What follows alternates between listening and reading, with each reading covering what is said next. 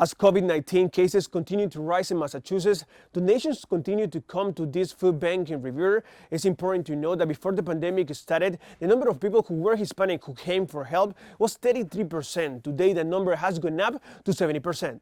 This new law will go into effect October 1st. So if you have a business and you haven't updated your signs yet, make sure you do so to avoid future penalties. Officials say the woman who was hurt is expected to be okay, and now the state police is in charge of this investigation.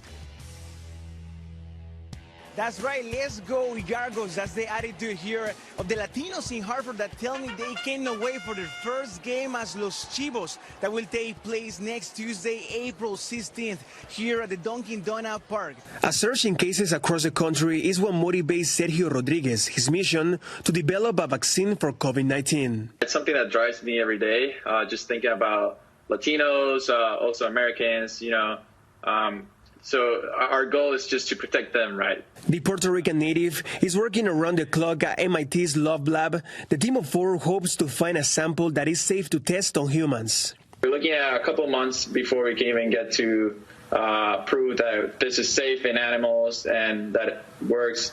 Once that's proven, we can get into human. For the graduate student, finding a vaccine for a virus that has mutated as much as COVID-19 is challenging. But while the team works, here's what you can do to help. We're putting a lot of effort here in the lab and all around the world to find a vaccine, but I think it's very important that people understand that they have to do their part also in staying home.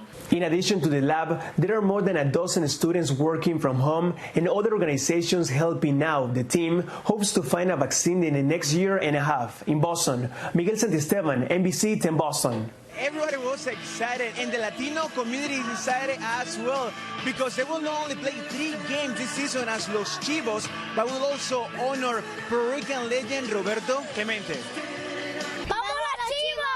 The Hartford Yargos are finally home tonight, and they're also ready to embrace the Hispanic community this season. I think it's good for the community, to bring people together. The team announced they will once again be changing their uniforms to display the name of Los Chivos de Hartford, which translates to the Goats of Hartford, in an effort to connect with Connecticut's Latino culture.